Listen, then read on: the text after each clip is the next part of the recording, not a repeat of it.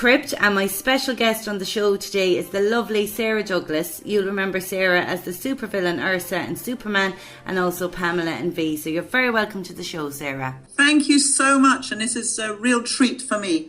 And if you can hear that buzzing in the background, I'm being attacked by the biggest bee that I've seen in a long time. But it should liven the interview up, shouldn't it? The joys of the good weather. Thank you. Yes, indeed. So you would be best known for your role as Ursa in Superman, and there were 600 other actresses up for that role. So could you talk about the audition process and why you feel you were chosen? Indeed. Well, firstly, I was totally unaware of the big search for Ursa.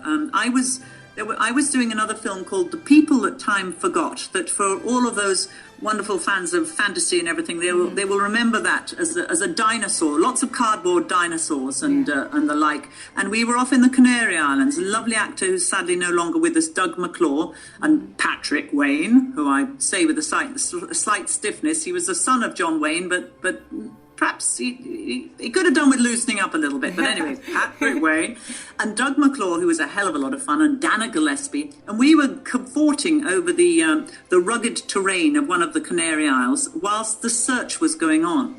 When I returned to England, we were the only film being shot. It was back in the 70s, mid-70s, late 70s. There was nothing going on in the British film industry, and we were the only film that was being shot in England at the time. So I was a little bit full of my own self-importance, that here I was, the only person on the planet that was actually working, or so I thought. So when I got the interview, I got the appointment to meet with the director, Richard Donner. We were filming over in those days, I was at Pinewood Studios, and I had to get myself over cross-country, cross-town, to Shepperton Studios, and it was quite a hike. And I was filming every day, so I couldn't go in the daytime. There was no question of me having any time off, of course. So every evening, they would schedule an appointment for about 8 o'clock at night. And I think it was 7 or 8 times I was prepared to go and have this, it wasn't an audition at that point, this interview. And 7 or 8 times the director at the last minute cancelled. And so on the 8th time, I just said, this is ridiculous. I don't, who does he think he is? And all of this lot, the way that the youth of today, the 27-year-old me then thought that, anyhow. The lovely casting lady, a lady called Mary Selway, she said to me, this role is really made for you. Stick with it. Give it another shot. So on the 9th occasion, I finally got in the car, got myself over there. I've had a long day of battling pterodactyls and the likes, and it was long, and it was 8 o'clock in the evening, and got myself over to Shepperton Studios, and Richard Donner, the director, kept me waiting about half an hour. And by the time he came into the office with his, I always remember, he'd got slightly too long, in my opinion, silver hair and blue tinted glasses, and had the Californian laid back look that, of course, I have, since living in California, love and respect. But back then, I just thought he was completely out of place in rainy old Pinewood, Shepperton Studios. Yeah. Anyway, he came in, and it transpires that my attitude towards him was nothing close to my being an absolute bee. And he liked what he saw in that initial interview. And so he asked me if I could perhaps just give a couple of high kicks and a this and that, just a little bit of flexibility. Yeah. So I showed him what I could do in a very small office. And I don't think he was actually up on a filing cabinet, but he was certainly up in the corner, because I was pissed, and I was jumping around the room and kicking and doing whatever else, backed up with a really, I do know how to flash my eyes quite effectively, and I've made quite a career out of that. So that was the start of it. I then left the interview, went back to filming the other thing, and the next thing I heard was I had an interview to go and see if I could fly. And what I didn't know was it back in those days, I had no fear of anything. I have to say now I'm of the age I am, the idea of getting on the end of a wire it doesn't appeal. But back then I thought this was just the greatest thing. Luckily for me, lots of other actresses didn't like being 40 foot or 50 foot off the ground. And so when I went over there, I had the wonderful stuntmen that were working with me on The People That Time Forgot were about to go on to Superman, as was every other member of any crew that ever existed in England. Everybody worked on Superman. So they were giving me all sorts of pointers and got me ready. And I each evening would lie over my kitchen stool, practicing the kipper position, which is the position of holding your back up and supporting yourself, because all you're going to put on is a little tiny little harness, which is more like a little garter belt than anything else. Anyway, I got over there and I was all dressed up in my black leotard and my black pumps. As in little tiny sneakers, like school pumps, and my hair was tied back, and I looked terribly proper. And they said, we want you to jump off that windowsill and fly to the other end of the Bond set. You know, which of course, if you think about it, you're launching yourself into space. But I was game for it, and off I went at great speed. And as I flew, one of the members of the crew down below, along with the producers and directors, looked up at me and he said, "Here, darling, you've got no chance. The last bird flew without any knickers on." And it's true. It transpired that the wonderful, glamorous Italian actress who had gone ahead of me, who I didn't meet, had, so the story goes, had gone up there without any underwear and delighted the producers and directors below with the sight of the heavens and what have you. But I was just there in my little English way, and anyway, I got the role. I didn't screen test. A lot of other people tested. I didn't have to screen test. I was very fortunate. Oh, fantastic. And sure, look, it's decades on, and we all still love and talk about Ursa. When did it truly hit you, the impact that the character had? Well, firstly, I really appreciate that question, because nobody's ever asked me before, and it is extremely relevant, because I really didn't get it for maybe, I don't think I got it for about 20 years, actually. I was oblivious. I would go to work with my long hair. I was getting married. I'd go to work, I'd put my wig on, I'd put my boots on, they'd cover my face in white makeup, because supervillains don't have freckles. They would stick my eyebrows up with glue, they would do this, they'd do that, and then they'd put that stupid little harness on, which was very uncomfortable. And of course, as I said, it was tiny, so the support for flying was most uncomfortable. By the time I got onto the set, I was mean and obnoxious and feeling the character terrifically. Then in the evening, I'd go back home to my husband and cook a shepherd's pie and get back to being, back to reality. Exactly.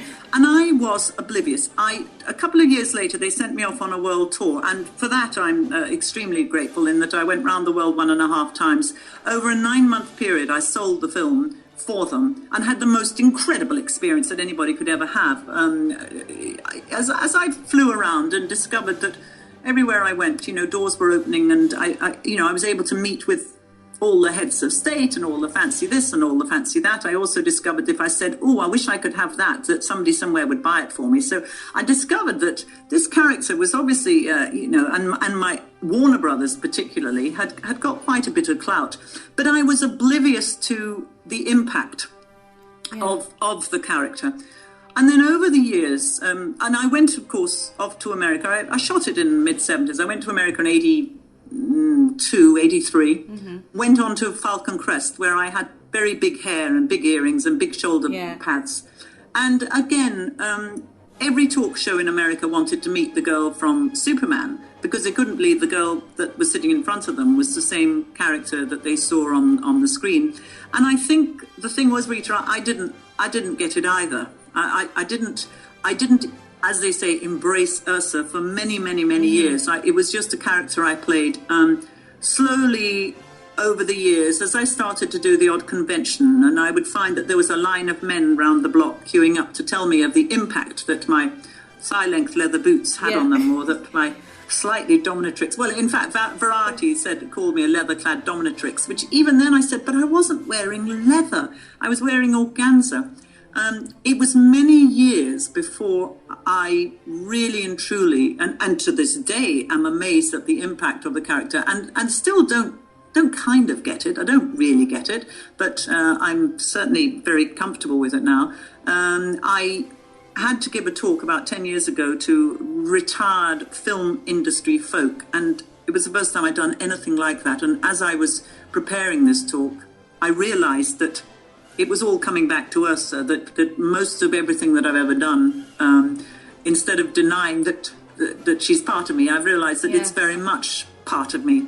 So I'm all right with it now. I don't know that at the beginning I used to think, why? It doesn't look like me. It's not me. It's this and that. And now I think, yeah, actually, there's a good part of it that's me. Let me tell you, it works a treat when I'm trying to get a parking space in London and it's raining and my hair's slicked down because I'm wet and I'm in a cranky mood, and I get out of my car and I stare at the car driver behind trying to steal my space. They move pretty quick.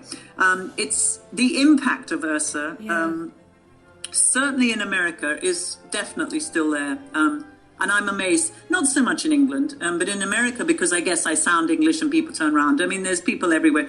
Have I got time for a quick brief story against myself here? You have loads of time. You have loads of time. I was in Manhattan about 2 years ago, and there was a kid on the other side of the street, leaning on the corner, a youngish black kid with dreadlocks, and he'd got his mobile phone, and I was on the other side, and I'm a sensible middle-aged woman now, and I was walking along doing a bit of shopping, and I saw him eyeing me up, so I clutched my bag a little bit closer to myself, and then I walked down the street, and he seemed to follow me on the other side, and I thought, oh God, here we go, you see. Anyway, I finally darted into a Starbucks, as you do, or some such coffee shop, and the lad came in, or the man came in after me. I say lad because I'm 62 now, and of course, but he wasn't a lad. He was about 29, 30. The guy came in after me, and I sat down, and I thought, well, I got my handbag, and I couldn't have been holding it closer to my chest. And he came over and he said, "You the bitch from Superman?" And I said, "Yes.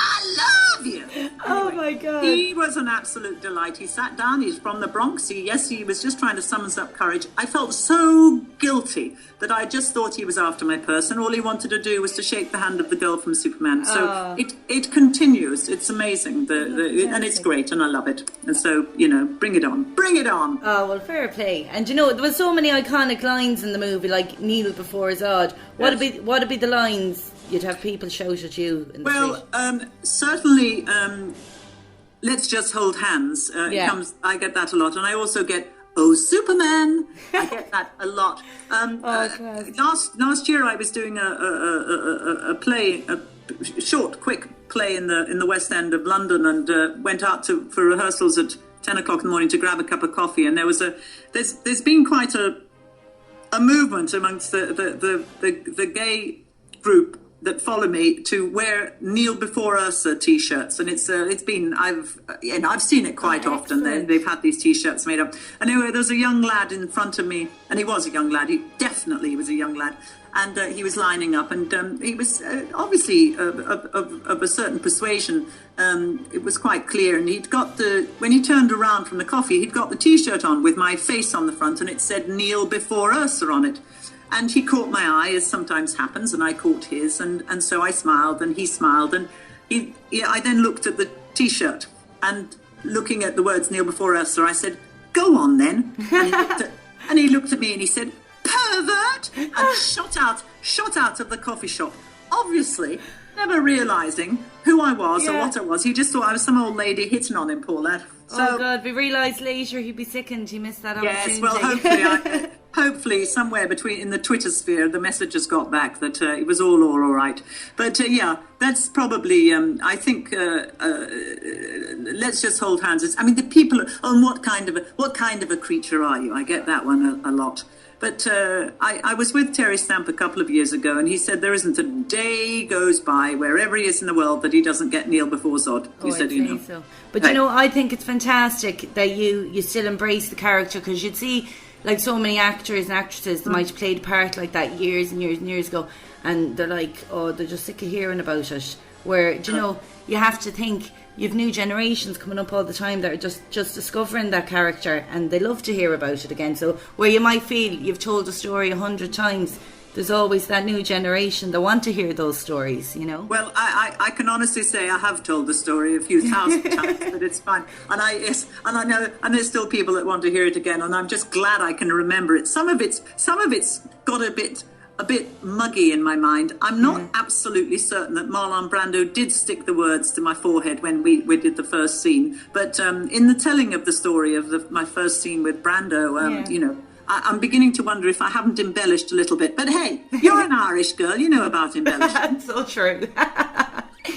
And is it true that during one take of the shot in which Lois punches Ursa, that Margot accidentally punched you and knocked you unconscious. Yeah, well, yes, she did clip me.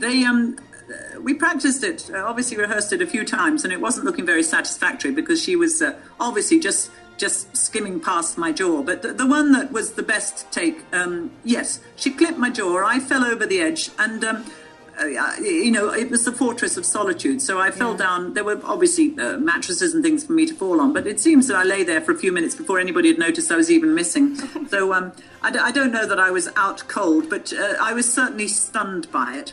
And they all carried on, which is, of course, the joy of filmmaking. That was it. That was the end of my scene. But just keep going. Lovely lot. And what would be your fondest memory of shooting the movie? I think it has to be working with Marlon Brando. Just being on the set with him as a young actress, and again, back then, Brando was massive. The biggest, most major. He was a superstar. Now we've all got a bit used to this word, and we're all used to people with their great entourages and their this and their that. But back then, it was the people like Brando you didn't really ever get to see. It was rather like sort of Elizabeth Taylor. It was royalty. And so on the set, of course, Gene Hackman and I became firm friends, and he was wonderful. And I went out with him in the evenings, and we went to the theatre and we did stuff, and that was all great. But he was a different kettle of fish. Marlon Brando was, without doubt, there was an aura about him, and you felt like you were in the presence of somebody incredibly special. Of course, he was an absolute delight and tried to do everything to put you at ease. But I don't think, the opening sequence that we have on Superman 1, I don't even think that there would be, if I had lines, I'm wondering if I would even have been able to speak them. As it was, I just stood there while he talked at me. But he was just fantastic.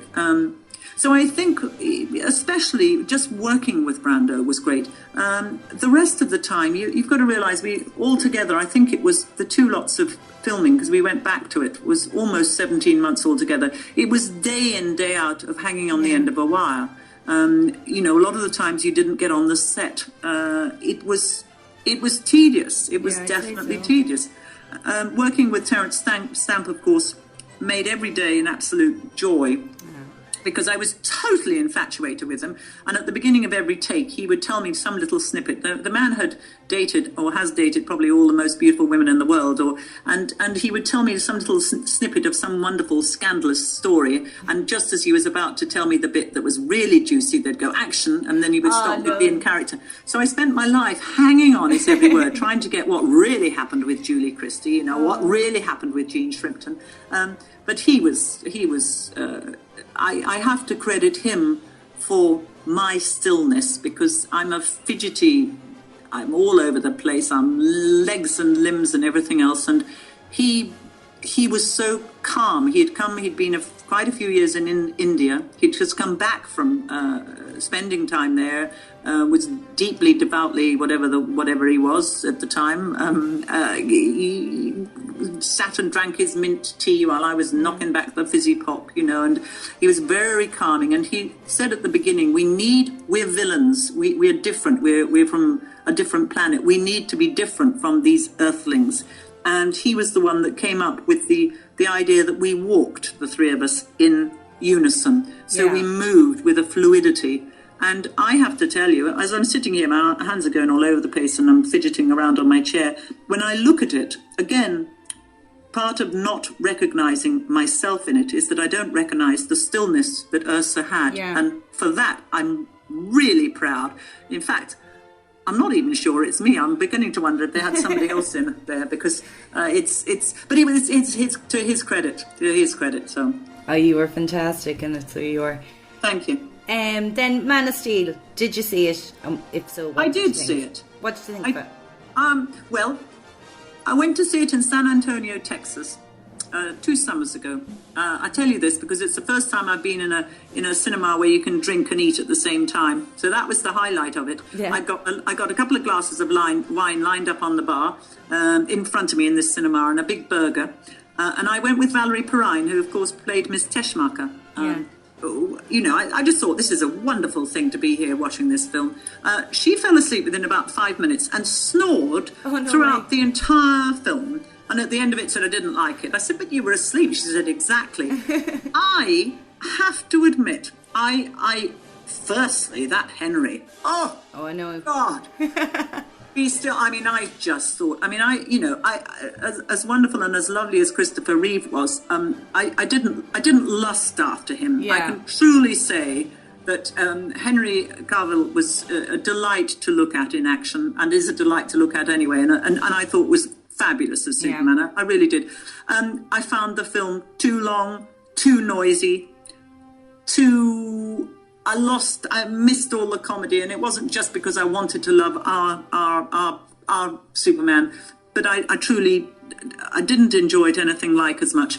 Of course, all the fans were saying, "What's it going to be like?" So because there's another girl playing you. Well, she wasn't playing me. Yeah, Feora. It isn't. I mean, I can only say I thought the villains did a good job, but I have to point out that we, as three villains dressed in a bit of old organza and some thigh-length plastic boots, without any weapons at all, were far more menacing than the villains definitely ever were in Man of Steel. And I think that says a lot. It's a new generation. I went with a bunch of old fogies. All of us found it all too noisy. All the kids around us loved it. Yeah. So that's what it's about, isn't it? I felt like I was inside a computer game, and having never played a computer game in my life because I don't really like them, that kind of sums it up for me.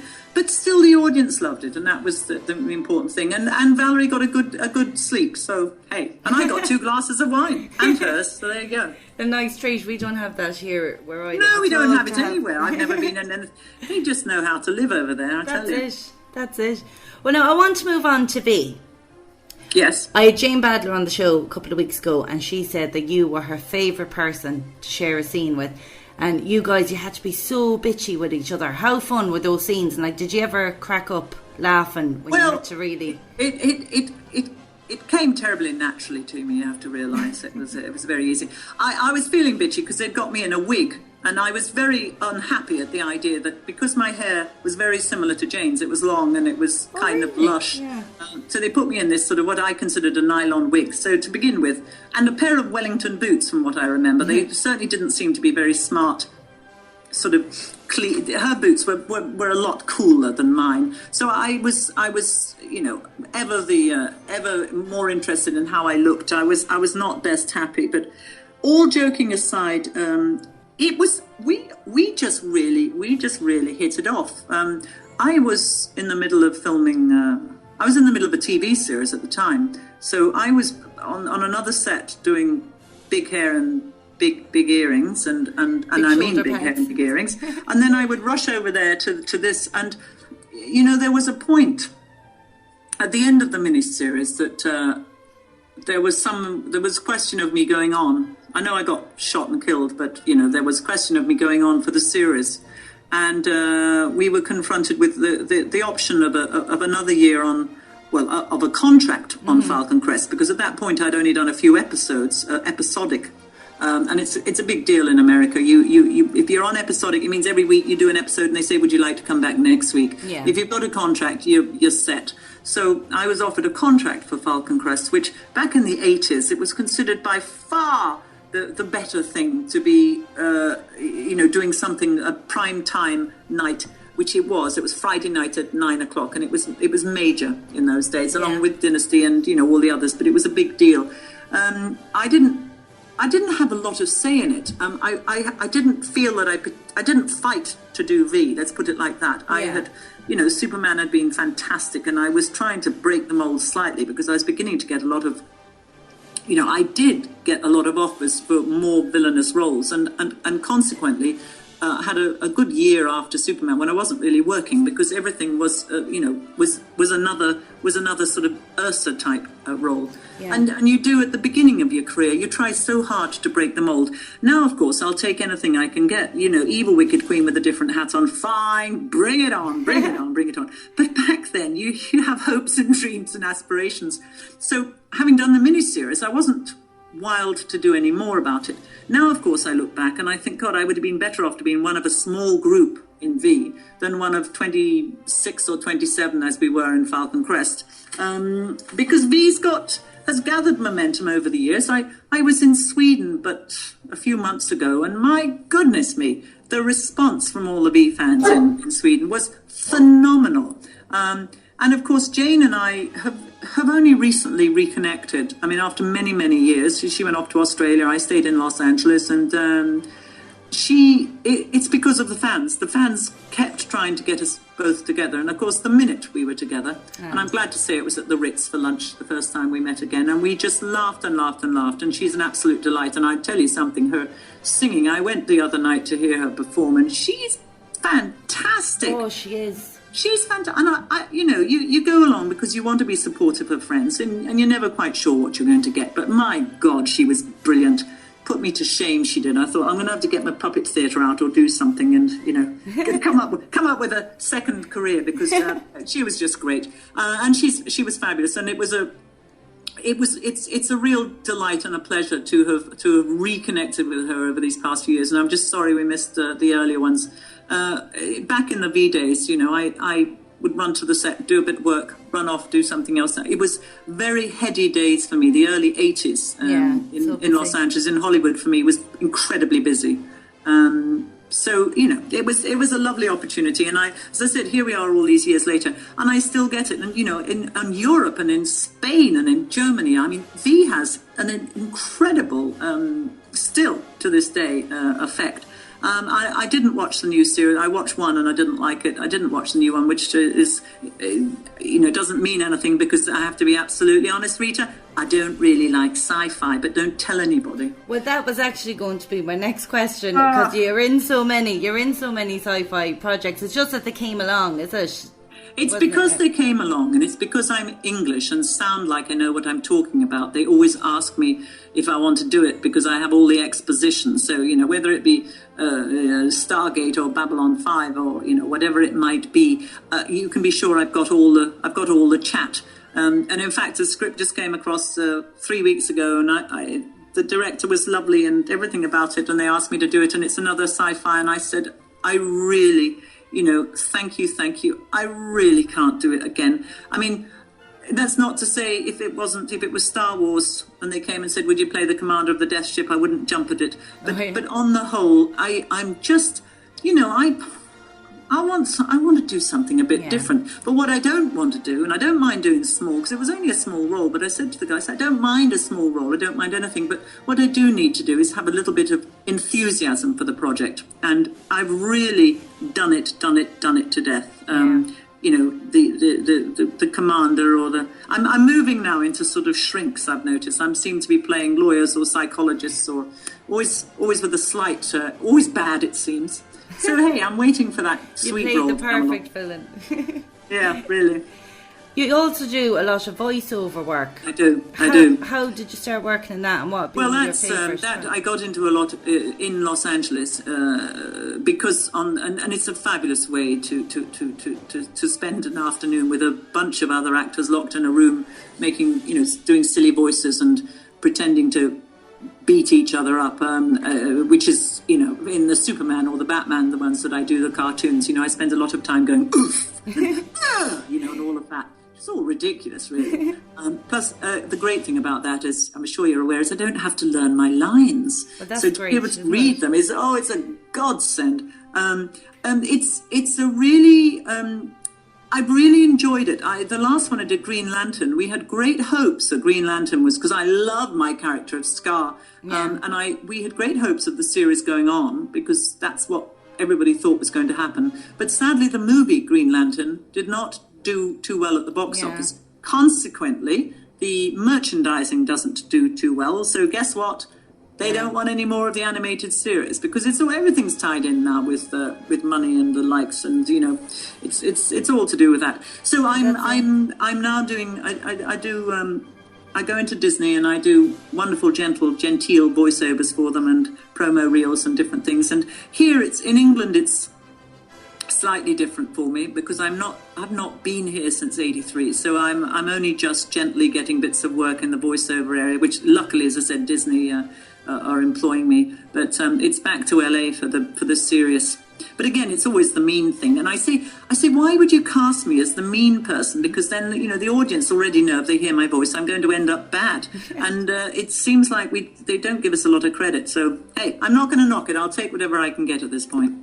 Well then, finally, before I let you go, you like to connect with your fans on the convention scene. So of all the movies and TV shows you've been in, which set of fans do you find are the most passionate? The Stargate fans are an incredibly interesting cross-section of fans. And again, I would say a lot of the Stargate fans are also V fans, so there's a great... Yeah. But there is a... I have been amazed and delighted. I have to say that, a lot of grown men dressed as Superman coming to me with paunchy bellies and everything else and loving me doesn't really get me going. I think the Superman fans are a very interesting group. Mainly men of a certain age are my fans. But the thing with the Stargate fans, and also with the V fans, it's a cross-section of people. So you've got men and women, but from all walks of life. And the sort of people, I'm trying to be tactful here, but the sort of people I actually enjoy to sit down and share a meal with or a glass of something with. And I think that's simple. Not to say I wouldn't share a glass with a Superman fan, but the Superman fans are a terrific breed. But that's something, they're a different lot. And that's a very American thing too, as you know. I think that I think it has to be Stargate and V. I think that definitely does it for me. I think it's amazing to still see people dressing up in the V costumes at conventions. I love it. Oh my goodness me! I mean, as I said, I've really enjoyed moving. Last year, as I said, I was in Sweden, and then I went over to New York, or I was upstate New York, where I don't know where the hell I was, I can't remember anymore, but another group of fans, and they all connect up with each other, which is fantastic, the V fans, and there they all are, dressed to die. I mean, I completely understand, with Star Wars, you've got all of them dressing up as whatever they're dressing up as, and stormtroopers and everything else, but that seems to be a different thing. That's about people wanting to dress up and be a stormtrooper, whereas it feels to me like Stargate, it's like a community thing, and they take it so seriously, and yet they know how to have a good time and a good laugh at themselves, and I've really enjoyed, and I'm sitting here with a mug from one group and a photo from another group. They're a very very very loyal bunch, and the V group. I just wish that I'd done more, and I'm just glad that I was only I only did 2 episodes out of a miniseries, but my goodness me, the fact that we are seeing Diana shoot me over again, Pamela, and one of my better deaths where my wig almost went over my left eye as I slid down the thing. But I wish I had done more. That's my one regret. It was fine going on with Falcon Crest with the big hair and the shoulder pads, but I would have had so much more fun if I had stuck with V, don't you think? Yeah, and it was a great cast. I think that's what keeps people still watching it all these years later, because the effects and everything are all, but the cast were fantastic. Well, you've got some fabulous actors in there. I mean, you really did, and it was an absolute pleasure. I just wish I could remember it, but all I'm going to say is it was the 80s, Rita. Well, that's it. Well, listen, enough said. Thank you so much for coming on the show today. It's been such a pleasure having you on. I am just such a big Superman fan. As I said to you at the start, I'm a little starstruck now today, I have to say. But it's been an honour having you on. Well, I am delighted, and I'd listened to your interview, and I will be tuning in now to listen to more, because I loved your interview with Jane, and I appreciate her kind words, because it means a lot when a fellow actor says something so kindly and considerate, and I too back at Jane. So it doesn't. We're not all lovey, We don't all go around telling everybody that we love each other, because a lot of the time we don't love each other. So it means a lot to have that, and I appreciate you, Rita, inviting me on. And I just want to know why, of all the conventions I've done in the world, why has nobody from Ireland ever invited me over? It's one of my favourite countries. You'd see me down the pub just 2 weeks ago, knocking back that Guinness. You'd know why I love Ireland. Well, I tell you now, we've only actually, the MCM ones that to be in England. They've only come here for the very first time this year. Are you serious? Is The very that why? first time, I just yeah, wondered. in Somebody said, April. "Have you ever done?" I said, "I've never been." You know, on Twitter, people send me messages. Said, "Why don't you come to Ireland?" I said, "Well, I didn't even know there was anything going on in Ireland." Well, I'm always giving out about it. I'll come to a country fair. I'm not bothered. I'm not bothered. If as long as I got a roof over my head and I get a few laughs, I'll be there. So. Oh, fantastic! It'd be great Get them to meet invite you. me. I will. I'll be on to them now. All right, Rita. Thanks ever so much. Amelia. You take care of yourself now. Thank you.